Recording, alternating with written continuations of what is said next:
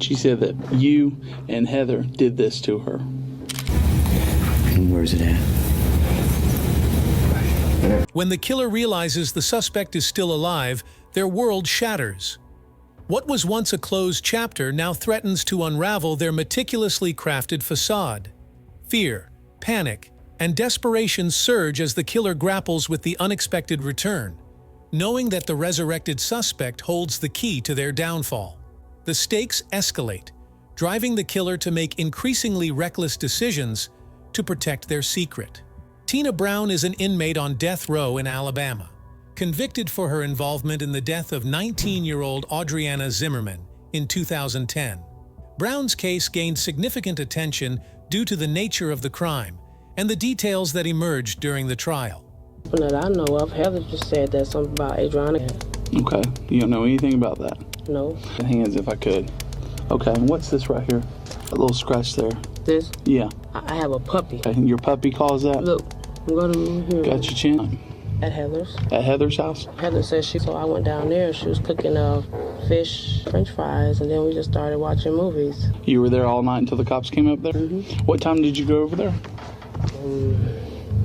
Probably just started. Brown, along with two accomplices, lured Zimmerman to a secluded area under false pretenses. The motive behind their actions stemmed from personal disputes and a desire to intimidate Zimmerman. Cook, so I went down there. She was cooking fish, and then we just started watching movies. You were there all night until the cops came up there? What time did you go over there? Probably just started getting dark. So about sunset. Was anybody over at Heather's house when you went over there? Just Heather and her husband. Did anybody else come over there? Her and her little friend girls were at the house. She said she hurt her hand, so usually we get there and everything is all right, so I don't end up going. She said she was going to the emergency room. What time was that when they came by, you know? Was it long? Once Zimmerman was isolated, the situation escalated, leading to her death. Brown and her accomplices attempted to conceal their actions, but the investigation quickly revealed their involvement. We were just sitting there watching movies, trying to get my computer, pull it up, or iTunes and watch movies. Have y'all had any problems? Oh yeah, we've had problems. It's 3 trailers. We've had problems for a long time. What's the problems? Well, lately the new problem is she thinks that I'm the one who had her boyfriend locked up in jail. Now that you thinking her boyfriend's locked up because of you? Yeah, but we talked about it earlier. So we just started back talking today. Okay. Because this morning, what was I doing this morning? The trial of Tina Brown was a high-profile case, with the prosecution presenting a strong case based on evidence and testimonies. She said that you and Heather did this to her. So that's why we're talking to you two. But she said I called. She's been saying a lot lately. Okay. She said I called, that we talked about today at my house. Okay. About my tire was stabbed. Okay. And I asked her, she said no. I mean, I couldn't prove she did it, so I didn't argue about it, fuss or nothing. But you thought she did it? Mm-hmm. Just because of what people, but... Mm-hmm. Did you hear about her window getting busted out? Window? Adriana's window getting busted out. Fuda. You didn't hear about it? No, sir, I didn't. And you said you were over at Heather and Darren's, right? Yes, sir. And you didn't go anywhere? No. Did anybody come over? He had somebody come over, but... Brown's defense tried to present mitigating factors, including her background and mental state. But these arguments were not sufficient to sway the jury. The prosecution emphasized the calculated nature of the crime, arguing that it warranted the maximum penalty. Living room watching movies. Mm-hmm. And when the cops knocked on the door, what'd y'all... We were sitting there. Okay. Why didn't you answer the door? It ain't my door. Okay. So y'all sat there, and when the cops came, they didn't answer the door. How long were y'all in there before you did answer the door? We thought that, I guess the tape was going out. Adriana has a little boy that's kind of hyper. He said that little probably got that taser and tased that little girl. All right, but you were home all night. You didn't see any kind of disturbance going on over there before the cops came over there or anything? No, we would have heard something. Brown's conviction and subsequent death sentence were seen by many as a reflection of the seriousness with which the legal system viewed the crime. The case highlighted issues of justice, accountability, and the impact of violent actions on communities. Okay. You seem kind of lackadaisical about that this woman is probably going to die and has named you as the person that's harmed her. Doesn't sit easy with me that you're just so nonchalant. I just talked to her today, and I told her I never saw no kids. Okay. Well, she's probably going to die is the word we're concerned over that. And the last person she said that did this to her is, okay, we're going to go out there. We know what happened out there.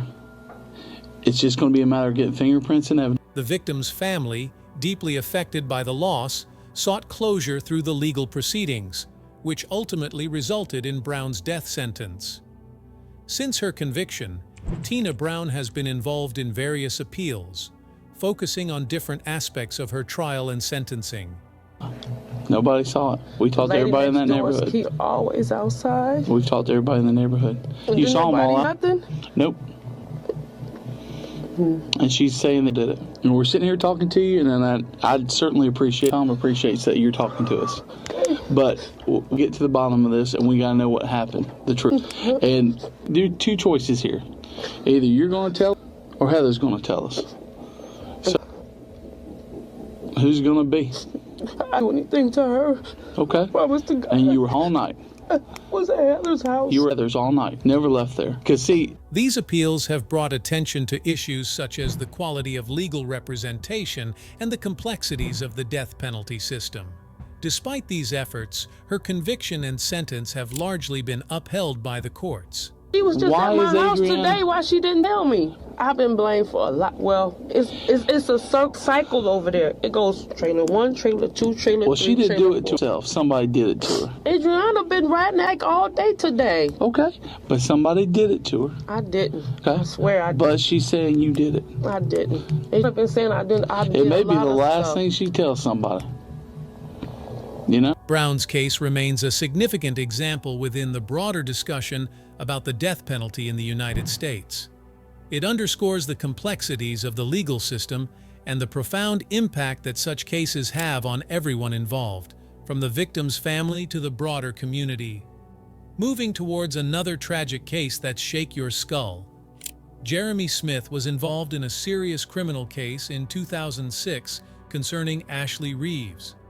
Smith, a 26-year-old teacher, developed an inappropriate relationship with 17-year-old Reeves. And How long was that?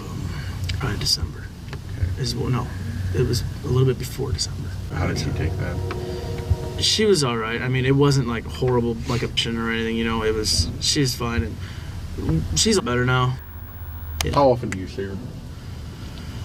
Once a day, usually, and then on Tuesday nights we don't see each other. Got a designated party night with my buddies. So other than that, it's usually once a day. Once the guys are pretty serious. And Yeah. Been going out for how long now? 2 years. It'll be 2 years in July. What if somebody came up and said that that she had some marijuana in her room? I'd be real surprised. Okay. I'd be And real that- and because that- she tells me everything. What about possibly somebody in Cahokia has some money for drugs? What about that? I'd be. On April 27, 2006, Reeves went missing, leading to an extensive search effort by law enforcement and the community. Smith became a primary suspect due to his connection with Reeves and his inconsistent statements. During police questioning, he confessed to being involved in her disappearance and provided details that led authorities to locate her. He gave me all my stuff back, what she had, and said, I'm going to break through. And I said, no, we talked it over and stuff. And,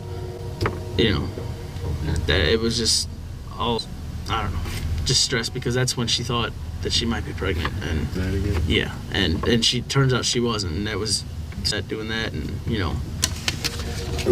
Any friends that she might be with that good friends that she would hang out with, that she would go to their house or anything? I can't see the ones that she would, their parents letting it, and not letting her parents know. There's no way that if she went to Brittany's house, Brittany's parents would, not tell Ashley. Christy's house, there's no way Christy's parents would not tell Ashley's parents, Probably hang out with like there at school. Christy and some other girls. I don't know their names because I never really met them outside of school, but she's played basketball with, I think, a couple of them that I haven't met. I don't know their names, but other than just Christy's like the main one. Reeves was found alive, having endured over 30 hours in difficult conditions. Her recovery demonstrated remarkable resilience. He was a teacher over in St. Louis. I think he was doing something with kids. And then he was also doing wrestling stuff. He plays a lot of sports. So. No, does it? What's he like? What's he?